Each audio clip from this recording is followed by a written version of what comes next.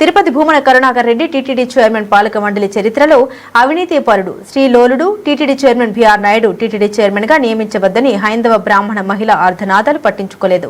BR నాయుడును TTD chairman గా నియమించి చంద్రబాబు పాపం మూటగట్టుకున్నాడు. చంద్రబాబు పుష్కరంలో పుష్కర కాలం మునిగినా పోనంతగా పాపం చంద్రబాబు టీటీడీ చైర్మన్ ను అంటగాకుతున్నారు.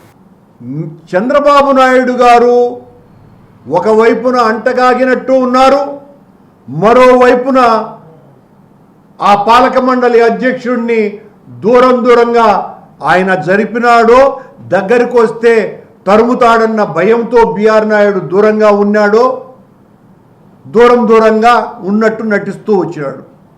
కానీ మొత్తం సమాజానికంతా తెలిసిందేంటండి, ఏమైపోయింది? బిఆర్ నాయుడిని ముఖ్యమంత్రి ఇక పట్టించుకోడు కాబట్టి ఇక బిఆర్ నాయుడిని అటెండర్ కూడా పట్టించుకోవాల్సినటువంటి అవసరం లేదు. పాలక మండలికి అధికార వర్గానికి అగాధం ఏర్పడిపోయింది. నిన్న జరిగినటువంటి చర్యల ద్వారా పరిపాలన పూర్తిగా భ్రష్టు పట్టిపోతుంది. ఈ కారణంగా పాలక మండలికి అధికారులకి సమన్వయ లోపం సుస్పష్టంగా దీనితో బట్టబయలైపోయింది. ఏ టెక్నాలజీని తెచ్చిందే నేను అని చెప్పేటువంటి బిఆర్ నాయుడు ఏ టెక్నాలజీకి సంబంధించిన సమీక్షా సమావేశానికి సంబంధించిన ఫోటోలలో మాయమైపోయినాడు. బహుశా ఏ టెక్నాలజీ వలన మాయమైపోయినాడో ఏమో మనకు తెలియదు, కానీ మొత్తానికి ఆయన ఫోటో కనపడలా. ఆయన్ను పెట్టుకుంటే ఏం పాపమోనని పెట్టుకోలేదో మనకు తెలియదు. అంత కీలకమైనటువంటి సమావేశంలోనే బిఆర్ నాయుడు గారు చంద్రబాబు గారి పక్కన కనపడలాం. మహాద్వారం దగ్గర ఇఫ్తికఫాల్ ఇచ్చేటువంటి ముఖ్యమంత్రికి ఇచ్చేటువంటి సందర్భంలో అనాదిగా పాలక మండలి అధ్యక్షుడు అక్కడ అర్చకులతో పాటు ఉండి ప్రసాదం ముఖ్యమంత్రికి ఇవ్వటం అన్నది ఒక ఆనవాయితీ. అక్కడ మాయమైపోయినాడు మాయావి బిఆర్ నాయుడు. ఏ టెక్నాలజీ బిఆర్ నాయుడిని మాయం చేసింది కనపడలా. కొన్ని చోట్ల ప్రత్యక్షమైనాడు, బెరుకు బిత్తుమంటూ.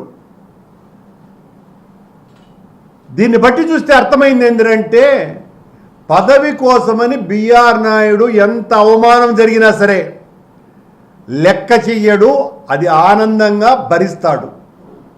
పదవి ఉంటే చాలు. ఆయన అన్నాడు ఆ మధ్యన 20 రోజుల ముందు, ఈ పదవి నాకు లెక్కే లేదు అని.